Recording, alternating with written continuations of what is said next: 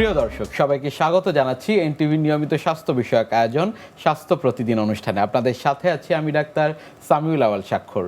প্রতিদিনের মতো আজও আমরা একটি গুরুত্বপূর্ণ বিষয় নিয়ে কথা বলবো। আজ আমাদের আলোচনার বিষয় গর্ভকালীন সেবা। এই গুরুত্বপূর্ণ বিষয়টি নিয়ে আলোচনা করবার জন্য আজ আমাদের সাথে স্টুডিওতে রয়েছেন একজন বিশেষজ্ঞ চিকিৎসক। চলুন দর্শক, অনুষ্ঠানের শুরুতেই পরিচিত হয়ে আসে আমাদের আজকের অতিথির সাথে। ডাক্তার মুনমুন নাহিদ ইকবাল 1985 সালের জুলাই মাসে খুলনা জেলায় জন্মগ্রহণ করেন। তিনি 2008 সালে স্যার সলিমুল্লাহ মেডিকেল কলেজ থেকে MBBS ডিগ্রি অর্জন করেন। এরপর তিনি চিকিৎসা বিজ্ঞানে উচ্চতর FCPS ডিগ্রি লাভ করেন। বর্তমানে তিনি সরকারি কর্মচারী হাসপাতালের গাইনি অ্যান্ড অবস বিভাগে সহকারী অধ্যাপক হিসেবে কর্মরত। আপনাকে স্বাগত জানাচ্ছি আমাদের আজকের এই আয়োজনে। আপনাকে অনেক ধন্যবাদ আমাকে আমন্ত্রণ জানানোর জন্য। ম্যাডাম, গর্ভকালীন সেবা বলতে কি বোঝায় মূলত? গর্ভকালীন সেবা বলতে আমরা বুঝি যে একটা মাকে যখন থেকে সে প্রেগনেন্ট হবে এবং 9 মাস আমরা পুরা তাকে যে সেবাটা দিব, সেই সেবাটি আমরা গর্ভকালীন সেবার মধ্যে অন্তর্ভুক্ত করি। তবে অনেক ক্ষেত্রে গর্ভকালীন সেবার আগেও আমরা একটা সেবা দিয়ে থাকি, যেটাকে আমরা বলি প্রি কনসেপশনাল কাউন্সিলিং। তো এটা আগে এত জনপ্রিয় না হলেও যেহেতু আমাদের সচেতনতা বাড়ছে, তো ধীরে ধীরে এই প্রি কনসেপশনাল কাউন্সিলিংটাও এখন মানুষ বুঝতে শিখেছে। এর ফলে 3 থেকে 6 মাস প্রি কনসেপশনাল কাউন্সিলিং থেকে শুরু করে এই 9 মাসের যাত্রা এবং ডেলিভারি হওয়ার পর প্রায় 42 দিন পর্যন্ত আমরা প্রসব পরবর্তী একটি সেবা দিয়ে থাকি। তো আসলে এই পুরা তার যে জার্নি পুরাটাই আমি বলবো আমাদের গর্ভকালীন সেবার মধ্যে অন্তর্ভুক্ত। গর্ভকালীন সেবা এটি নিশ্চিত করা আসলে কেন গুরুত্বপূর্ণ? পুরা অ্যান্টিনেটাল কেয়ারের গুরুত্বই এটা যে আমরা এই পুরা চিকিৎসা ব্যবস্থা নিশ্চিত করি। যদিও বলা হয় হ্যাঁ, প্রেগনেন্সি একটা ফিজিওলজিক্যাল কন্ডিশন, কিন্তু মাঝে মাঝে এটা প্যাথোলজির দিকে যেতে পারে। তো পুরো অ্যান্টিনেটাল কেয়ার মাধ্যমে আমরা তার যত যে স্বাভাবিক সিমটম, কোনটা তার স্বাভাবিক সমস্যা হচ্ছে, কোনটা অস্বাভাবিকের দিকে যাচ্ছে, বা অস্বাভাবিক কোনো ডায়াবেটিস বা থাইরয়েড বা রোগ যদি তার হঠাৎ করে দেখা যায় প্রেগনেন্সির মাঝখানে, সেগুলোর সমস্যা সমাধান সে কীভাবে করবে, কোথায় যাবে, হ্যাঁ, এবং আলটিমেটলি যদি আমরা এগুলো আর্লি ডায়াগনোসিস করে দিতে পারি তাহলে তার ডেলিভারিটা স্মুথ হয় এবং আমরা সুস্থ মা এবং সুস্থ শিশু এটা উপহার দেওয়ার জন্যই আমরা যে সেবাটা দিই সেটি হচ্ছে আমাদের অ্যান্টিনেটাল কেয়ারের মধ্যে পড়ে বা গর্ভকালীন সেবা। গর্ভকালীন সেবা এটি শহরাঞ্চলে কিংবা গ্রামাঞ্চলে কিংবা আমি যদি একেবারে প্রান্তিক পর্যায়ের কথা বলি, সকল জায়গায় আসলে সম্ভবপর কিনা? আমাদের এখন যে গভর্নমেন্ট যে অর্গানাইজেশন সবাই এমনভাবে আমাদের এই মাতৃসেবাটা নিশ্চিত করেছে যে একদম প্রান্তিক পর্যায়েও গর্ভকালীন সেবা দেওয়া হয় এবং এই যে এটাকে আমরা বলি একটা কার্ড সব মাদের মধ্যে বিতরণ করা হয় এবং ওখানে সব আমি তো বলবো আমি একদম উপজেলা হেলথ কমপ্লেক্সে কাজ করেছি, সেখানেও মারা আসছে অ্যান্টিনেটাল কার্ড নিচ্ছে এবং তারা চেক আপের মধ্যে আছে, তারা সবাই জানে যে আমাকে সেবাটা নিতে হবে এবং 9 মাস আমাদের আন্ডারে চিকিৎসা করছে এবং ছোট ছোট যে পরীক্ষাগুলো করছে সেগুলো করছে এবং যদি কোনো সমস্যা হয় তাহলে আর্লি ডায়াগনোসিস হচ্ছে এবং স্বাস্থ্যকর্মীরা যদি দেখে যে না এই স্বাভাবিক জিনিস থেকে যদি একটু অস্বাভাবিকের দিকে যাচ্ছে তখন তারা রেফারের ব্যবস্থা করছে, সদরে যাচ্ছে বা তারপরে আরও মেডিকেল কলেজগুলোতে যাচ্ছে।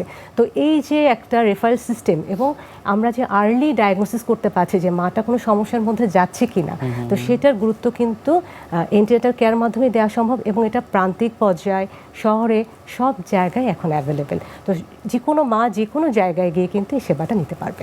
গর্ভকালীন সেবা আমরা অ্যান্টিনেটাল ভিজিটের কথা জানি, সেটি আসলে এই গর্ভাবস্থার এই সময়টিতে কয়বার প্রয়োজন হয়? অ্যান্টিনেটাল ভিজিট যেটা বলে যে 28 সপ্তাহ পর্যন্ত প্রতি মাসে মাসে আসতে হবে মাকে এবং তারপর দেখা যায় যে 34 সপ্তাহ বা 32 সপ্তাহ পর্যন্ত সে 2 সপ্তাহ পর পর এবং ডেলিভারির পরে সপ্তাহে সপ্তাহে আমরা আসতে পারি। অনেক ক্ষেত্রে দেখা যায় মার জন্য এটা আসলে খুব একটু কষ্ট হয়ে যায়, তখন আমাদের যারা আছেন তারা বসে চিন্তা করেন ওজেএসবি সদস্যরা যে না এটা কিভাবে একটু কমিয়ে আনা যায়। সেক্ষেত্রে তখন আমাদের WHO রিকমেন্ড করলেন যে না 4টা মিনিমাম তারা ভিজিটে অন্তত মারা আসুক, হ্যাঁ, এবং সেটা আমরা চিন্তা করলাম তাহলে কখন এই সময়টা হবে।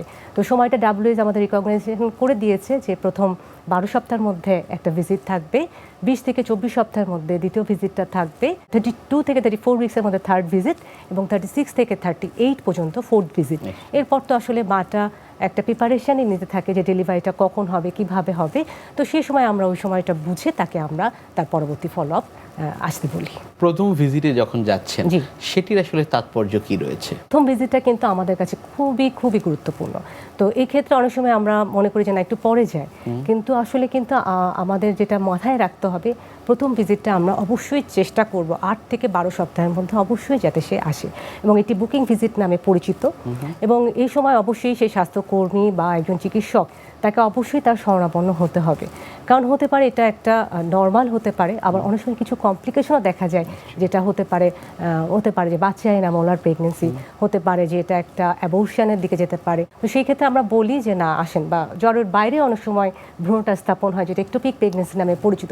তো অনেক ক্যাটাস্ট্রোপিক, মানে যেটা মাতৃমৃত্যুর ঝুঁকি আছে, এরকম কিন্তু অনেক সমস্যা এই সময়ের মধ্যে আমরা ডায়াগনোসিস করতে পারি। তো এই জন্য বলার জিনিসটা থাকবে সেটা হচ্ছে অবশ্যই আপনারা এই প্রথম 3 মাসের মধ্যে আসুন। যদি স্বাভাবিক প্রেগনেন্সি থাকে আলহামদুলিল্লাহ, হ্যাঁ, আর যদি কোনো জটিলতাও থাকে আমরা এই সময় কিন্তু ডায়াগনোসিস করতে পারি। তো এই প্রথম ভিজিটটা আসলে খুবই গুরুত্বপূর্ণ। প্রথম ভিজিটে কি আমরা করি? প্রথম ভিজিটে প্রথম আমাদের হিস্ট্রিটা খুবই ইম্পর্টেন্ট, কত মাস প্রেগনেন্ট, তার মাসিকের লাস্ট ডেটা কবে গিয়েছে, এবং সেই ক্ষেত্রে আমরা তাদেরকে একটা ইডিটি বলে একটা সম্ভাব্য ডেলিভারি টাইম আমরা তাকে দিয়ে দিই। তো তাতে তার মাথায় থাকে যে না এই ডেলিভারির সময়টা আমার এরকম। দ্বিতীয়ত হচ্ছে যে তার আগের বাচ্চাটা কেমন ছিল, বা এটা কয় নাম্বার বাচ্চা, বা আগের ডেলিভারিটা কেমন হয়েছে, কোথায় হয়েছে, কোনো সমস্যা ছিল কি না, বা আগেরটা কোন পদ্ধতিতে ডেলিভারি হয়েছে, নর্মাল ডেলিভারি না সিজারিয়ান সেকশন। হ্যাঁ, তো এই সমস্ত হিস্ট্রিটাও আমাদের জন্য খুব দরকারি। আর তারপরে যদি আসি পরবর্তীতে যে তার ইমিউনাইজেশন হিস্ট্রিটা, হ্যাঁ, যে সে কোন টিকা নিয়েছে, বা আগে কোনো বড় ধরনের তার অসুখ হয়েছিল কি না, বা আগে থেকে তার কোনো ডায়াবেটিস, থাইরয়েড বা অন্য কোনো যেটার জন্য তার ক্রনিক একটা ডিজিজ যেন ওষুধ খেতে হয় কি না।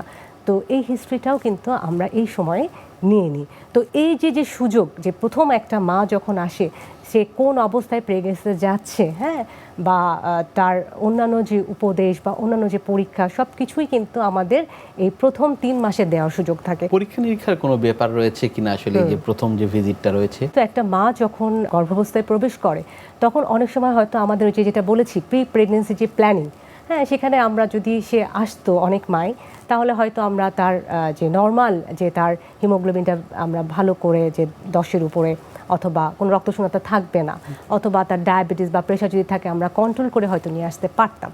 কিন্তু দেখা যায় যে অনেক সময় এরকম হয় না, প্রি কনসেপশন কাউন্সিলিংয়ে আসে না। তো তখন এই সুযোগটাই আমাদেরকে কাজে লাগাতে হয়। তো এইখানে যদি বলেন যে হ্যাঁ বেশ কিছু পরীক্ষা আমাদের দিতে হয়, কিন্তু এগুলো সবই কিন্তু এখন WHO রিকমেন্ডেড। এবং এখন যদি আপনি বলেন হ্যাঁ প্রান্তিক, যেটা আপনার প্রথম দিকে কোশ্চেন ছিল, তো ওই পর্যায়েতেও কিন্তু আমাদের সরকার এই পরীক্ষাগুলো অ্যাভেলেবেল করে দিয়েছে, এবং মানে কম মূল্যে মারা এটা করতে পারছে। তো সেই পরীক্ষাগুলোর মধ্যে আমরা সাধারণত দেখি যে সিবিসি খুবই একটা দরকারি একটা ছোট পরীক্ষা, কিন্তু সেখান থেকে আমরা কিন্তু ডায়াগনোসিস করতে পারি যে তার হিমোগ্লোবিন কেমন, বা এই মাটা যে এখন প্রেগনেন্সি নিচ্ছে সে কতটুকু, বা তার কী সাপ্লিমেন্টেশন দরকার। তারপর আমরা ব্লাড গ্রুপিংটা জেনে নিই, কারণ অনেক মার ব্লাড গ্রুপ জানা থাকে না, হ্যাঁ, এবং যদি নেগেটিভ ব্লাড গ্রুপ হয় সেক্ষেত্রে তো আমাদের আরও সতর্কতা অবলম্বন করতে হয়, প্রিপারেশনের দরকার আছে যে মা এবং বাচ্চাটাকে আমরা কিভাবে ফলো আপ করব। তারপর আমরা হেপাটাইটিসের জন্য HbS অ্যান্টিজেন দিই, VDRL দিই, হ্যাঁ, এবং এখন খুব দুটা ইম্পর্টেন্ট, অনেকে করতে চায় না, কিন্তু আমি বলবো অবশ্যই করা উচিত, থাইরয়েড এবং ডায়াবেটিস, হ্যাঁ, এবং এই দুটো পরীক্ষা অবশ্যই প্রথম ট্রাইমেস্টারে আমরা করি যে মা সুস্থ আছে কিনা বা এগুলো ভালো আছে কিনা।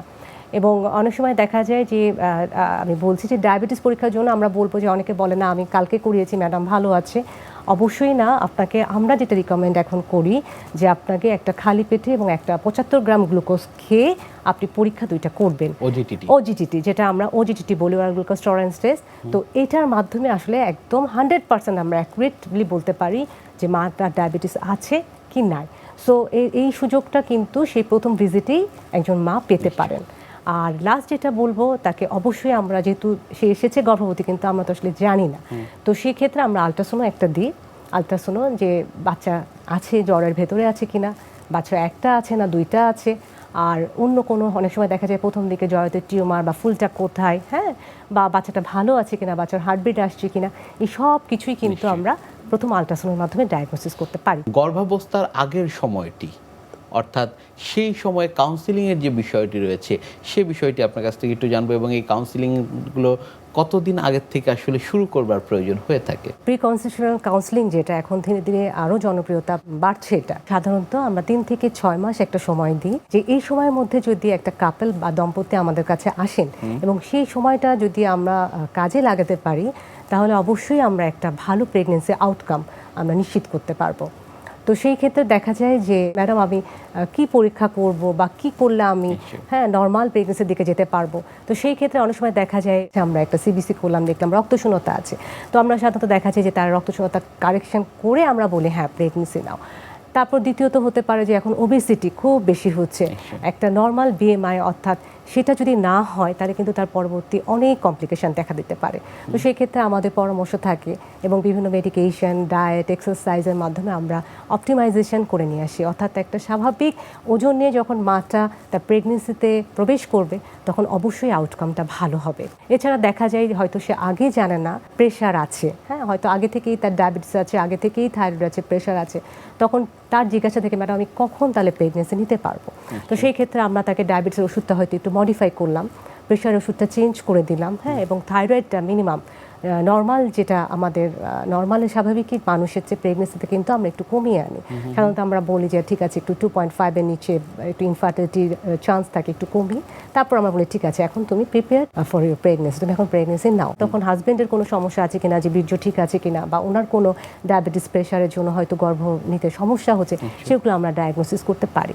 আরেকটা হতে পারে যে দেখা গেল তার আগের বাচ্চার কোনো জন্মগত ত্রুটি আছে, সেই উৎকণ্ঠায় ভোগে যে আমার এই প্রেগনেন্সিটা কি হবে, এবং সে কিন্তু আসে আমাদের কাছে। তো সেক্ষেত্রেও আমরা কিন্তু ডায়াগনোসিস করতে চেষ্টা করি যে হ্যাঁ কী কারণে তার আগের বাচ্চাটা লস হলো। এবং অনেক সময় দেখা যায় থ্যালাসেমিয়া ডায়াগনোসিস হয়, অনেক সময় দেখা যায় নেগেটিভ বাচ্চা, হয়তো সে নেগেটিভ ব্লাড গ্রুপই জানে না, তার জন্য একটা তার কমপ্লিকেশন হয়েছে, অথবা হয়তো সে কোনো সাপ্লিমেন্ট নেয়নি, বাচ্চাটা নিউরাল ডিফেক্ট হয়েছে। তো সেই ক্ষেত্রে আমরা কিন্তু কিছু ওষুধ তাকে মেডিকেশন দিয়ে থাকি। তো তার নর্মাল একটা ছোট্ট একটা ফলিক অ্যাসিড সাপ্লিমেন্টেশন যদি আমি 3 মাস আগে থেকে শুরু করতে পারি, তখন দেখা যায় যে কিন্তু নিউরাল ডিফেক্ট বা অ্যানোমালি এগুলো অনেক পরিমাণ কমে যাচ্ছে। তো সেই ক্ষেত্রেও আমি হেল্প করলাম। এই ক্ষেত্রে আমি বলবো আপনারা সবাই অন্তত 3 থেকে 6 মাস আগে আসুন, এবং প্রি কনসেপশনাল কাউন্সিলিং সেটা অবশ্যই আপনি অ্যাচিভ করুন, এবং তার ফলে কিন্তু আপনি একটা সুস্থ মা এবং শিশু উপহার দিতে পারবেন। গর্ভাবস্থায় একজন মা কি কি ক্ষতিকর সম্ভাবনার সম্মুখীন হতে পারেন? আমরা যে প্রেগনেন্সির পুরো জার্নিটাকে আমরা 9 মাসটাকে আসলে ভাগ করে 3 মাস করে আসলে রাখি। তো প্রথম 3 মাস আমাদের ফার্স্ট ট্রাইমেস্টার, দ্বিতীয় 3 মাস সেকেন্ড, এবং তৃতীয় 3 মাস থার্ড ট্রাইমেস্টার নামে পরিচিত। প্রতিটা গর্ভাবস্থায় প্রথম 3 মাস কিন্তু আলাদা আলাদা সমস্যায় মা পড়ে। তো কিছু সমস্যা আছে যেটা স্বাভাবিক, আর কিছুগুলো হচ্ছে যেগুলো একটু আমাদের মেডিকেশন বা আমাদের ইন্টারভেনশনের প্রয়োজন হয়। তো প্রথম 3 মাস আসলে একটা নারী যখন আসেন তখন তিনি যে সবচেয়ে বেশি যে সমস্যাটা হয় যে বমি হতে থাকে অথবা অনেক দুর্বলতা থাকে, তো এইগুলো আসলে কিন্তু যে বা গাটা গরম হতে থাকে অনেক সময়, এটা কিন্তু স্বাভাবিক। তো এটাও একটা কাউন্সিলিংয়ের ব্যাপার, তাকে আমরা বলি যে না এটা আপনার কিন্তু ভয় পাওয়ার কিছু নাই, বমিটা স্বাভাবিক, আপনার যে মাঝে মধ্যে গায়ে টেম্পারেচার আসবে এটা স্বাভাবিক, মাঝে মাঝে তলপেটে একটু ব্যথা হতে পারে কারণ বাচ্চাটা জ্বরের ভেতরে বসে, সেক্ষেত্রে একটু ব্যথা হতে পারে, হালকা ব্লিডিং হতে পারে, এটাও স্বাভাবিক। এখন যদি বলেন ম্যাডাম অস্বাভাবিক কি, যদি এই সময় তীব্র ব্যথা হয় বা ব্লিডিং হচ্ছে তোমার বা পানি ভেঙে যাচ্ছে, তো সেই ক্ষেত্রে কিন্তু অবশ্যই আমাদের শরণাপন্ন হতে হবে, কারণ এটা একটা অ্যাবর্শনের ঝুঁকি থাকে। সেক্ষেত্রে হয়তো আমরা তাকে কিছু মেডিকেশন দেওয়ার সুযোগ আমার কাছে থাকে, অথবা আমরা একটা আল্ট্রাসাউন্ড করে দেখি যে বাচ্চাটা থাকবে নাকি থাকবে না, অথবা দেখা যায় যে হার্টবিটটাই হয়তো আসলো না, সেক্ষেত্রেও একটা মানে চিন্তার বিষয় যে হার্টবিটটা কেন আসছে না, এবং 12 সপ্তাহ পরে আগে আসলে চলে আসার কথা, তারপরেও যদি না আসে তাহলে বুঝতে হবে যে এটা আসলে কন্টিনিউ হবে না। তো এই জিনিসগুলা কিন্তু যখন মা প্রথম আসে আল্ট্রাসাউন্ড করতে আমরা বলি এই কারণে, এবং এই যে স্বাভাবিক এবং অস্বাভাবিক যে সিমটমগুলো সেগুলো আমরা তাদেরকে বুঝিয়ে বলি। সেকেন্ড ট্রাইমেস্টার সবচেয়ে বেশি সমস্যা যে উগলাই হয়, যে এই সময়টা কিন্তু রক্ত শূন্যতা যেটা বা হিমোগ্লোবিন পার্সেন্টেজটা ন্যাচারাল কারণেই কিন্তু অনেকটা কমতে থাকে। তো এইটা ওই সময় যখন আসে ম্যাডাম আমার হিমোগ্লোবিনটা হঠাৎ করে কমে যাচ্ছে কেন, তার একটা জিজ্ঞাসা থাকে। তো এটা কিন্তু কিছুটা স্বাভাবিক, যে না এই সময় তার ফিজিওলজিক্যাল কারণেই কিন্তু কিছুটা রক্তশূন্যতা হবে। তারপর তাকে আমাদের ওই সময়টা আছে সাপ্লিমেন্টেশন, হ্যাঁ, যে আমরা আয়রন সাপ্লিমেন্টেশন দিই, আমরা ক্যালসিয়াম সাপ্লিমেন্টেশন দিই, এবং এই সময় দেখা যায় পেশেন্ট প্রথমেই এসে বলে যে ম্যাডাম আমার খুব পিঠ ব্যথা হচ্ছে, আমার পায়ে লেগ ক্র্যাম্পিং হচ্ছে। তো এটাও তাকে বুঝিয়ে বলতে হবে যে না, এটা কিন্তু একটা স্বাভাবিক ব্যাপার, এবং এটা হয় কিছু স্বাভাবিক আছে যে কিছু হিট দিল, ম্যাসাজ দিল, হ্যাঁ। আর 2 নাম্বার হচ্ছে যে তাকে কিছু মেডিকেশন, আমরা ক্যালসিয়াম সাপ্লিমেন্ট দিচ্ছি, আমরা ভিটামিন সাপ্লিমেন্ট দিচ্ছি, ম্যাগনেসিয়াম সাপ্লিমেন্ট দিচ্ছি। তো এগুলোর মাধ্যমেও কিন্তু সে অনেকটা ইমপ্রুভ করে। নিশ্চয়ই গর্ভকালীন সেবার এই বিষয়গুলো নিয়ে আপনার কাছ থেকে আমরা আরো শুনবো। তবে তার আগে আমাদের এই অনুষ্ঠানে একটি নিয়মিত সেগমেন্ট হচ্ছে বিভিন্ন খাদ্যের পুষ্টি গুণাগুণ সম্পর্কে আমাদের দর্শকদের জানিয়ে দেয়া। প্রিয় দর্শক, দেখছেন স্বাস্থ্য প্রতিদিন। কথা হচ্ছিল খুব গুরুত্বপূর্ণ একটি বিষয়, গর্ভকালীন সেবা নিয়ে। অনুষ্ঠানের পর্যায়ে দেখে নেব বিভিন্ন খাদ্যের পুষ্টি গুণাগুণ সম্পর্কে আমাদের পুষ্টিবিদের কাছ থেকে। আমাদের দেশের অনেক মেয়েরাই বিয়ের পরে বিভিন্ন রকম সমস্যার সম্মুখীন হয়। তার মধ্যে একটি অন্যতম বড় সমস্যা হলো মেয়েদের ফার্টিলিটি কমে যাওয়া, অর্থাৎ মেয়েরা কনসেপ্ট করতে চায় না। সেক্ষেত্রে অনেকগুলো বিষয় এখানে কাজ করে, যেমন মেয়েদের বয়স, ওজন এবং বিভিন্ন হরমোনাল সমস্যা। ফার্টিলিটি বৃদ্ধির জন্য অবশ্যই আপনাকে পুষ্টিকর খাবার প্রতিদিন খাদ্য তালিকায় রাখতে হবে, এবং সেই সাথে খেয়াল রাখতে হবে শরীরের অতিরিক্ত ওজন নিয়ন্ত্রণে রাখা। যদি আপনার শরীরের ওজন বেশি হয়ে যায়, সেক্ষেত্রে আপনাকে কম পরিমাণে খাবার গ্রহণ করতে হবে, কিন্তু সেই খাবারটা অবশ্যই সুষম এবং পুষ্টিকর হতে হবে। ফার্টিলিটি বৃদ্ধির জন্য ভিটামিন ডি এর গুরুত্ব অনেক বেশি। ওভুলেশন বা হরমোনাল ব্যালেন্সের জন্য ভিটামিন ডি এর গুরুত্ব অনেক।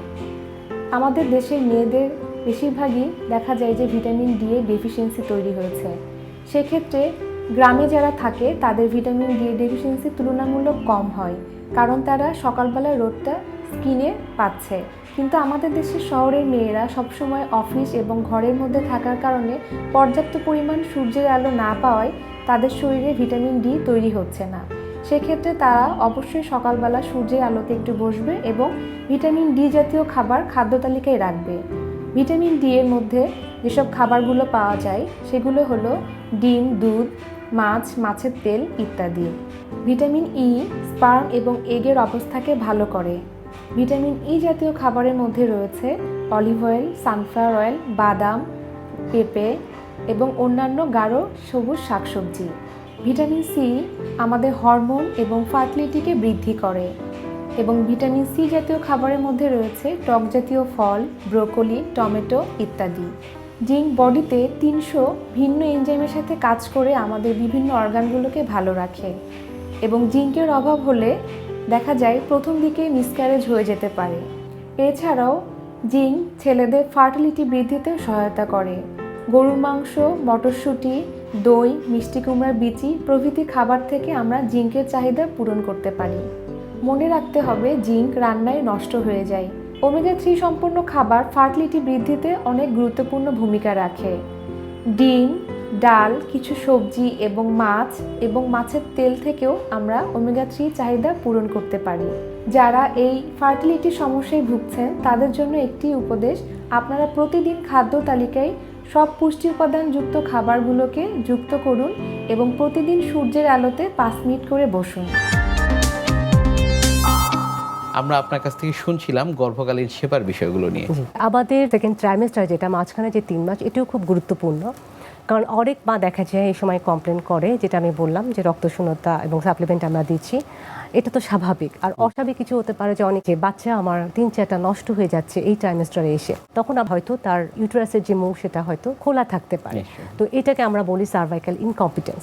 তো সেই সময়টা আমরা তাকে পরামর্শ দিই, এরকম যদি তার হিস্ট্রি থাকে, একটা ছোট্ট একটা সেলাই, যেটা এনসার্কলেজ বলে, হ্যাঁ, এই সেলাইটা দেওয়ার মাধ্যমেই দেখা যায় আমরা অনেক সময় অনেক প্রেগনেন্সি যেটা লস হয়ে যাচ্ছিল হয়তো তার আগে চিকিৎসা নেওয়ার আগে, সেটা কিন্তু আমরা টার্ম প্রেগনেন্সি পর্যন্ত নিতে পারি এবং একটা সুস্থ বাচ্চা তাকে আমরা উপহার দিয়েছি।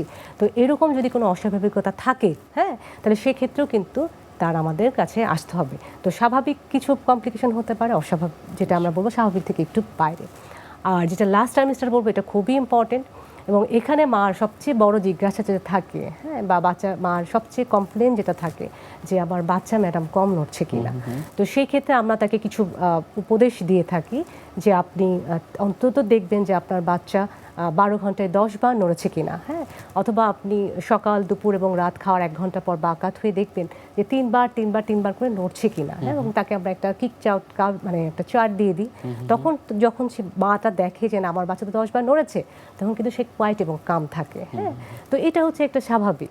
আর হতে পারে ধরেন মাতা ডায়াবেটিস বা প্রেশার আছে, হ্যাঁ, তখন কিছু কিন্তু আমরা ঝুঁকি সমূহ বলে দিই যে আপনার তীব্র যদি যেহেতু এটা লাস্ট সে কিন্তু লেবারের দিকে যাবে বা তার ডেলিভারিটা কাছে চলে এসেছে লাস্ট 3 মাসের দিকে, তখন আমরা বলি যে আপনার যদি কোনো তীব্র পেটে ব্যথা বা পানি ভেঙে গেছে বা আপনার চোখে ঝাপসা দেখছেন, হ্যাঁ, বুকে ব্যথা হচ্ছে, প্রেশার বেড়ে যাচ্ছে, পা ফুলে যাচ্ছে, হ্যাঁ, সেই ক্ষেত্রে কিন্তু আপনি আগে বিপদচিহ্ন যেগুলো আমরা বলি বিপদচিহ্ন, এবং লাস্ট ট্রাইমেস্টারের দিকে এটা বেশি সচেতন হতে হয় মাদের, এবং সেই সময় আমরা তাহলে বলি যে আপনারা অবশ্যই এই সমস্যাগুলো দেখলে আমাদের যে কোনো হেলথ কমপ্লেক্সে আপনারা বা যে কোনো স্বাস্থ্যকর্মীদের কাছে শরণাপন্ন হন।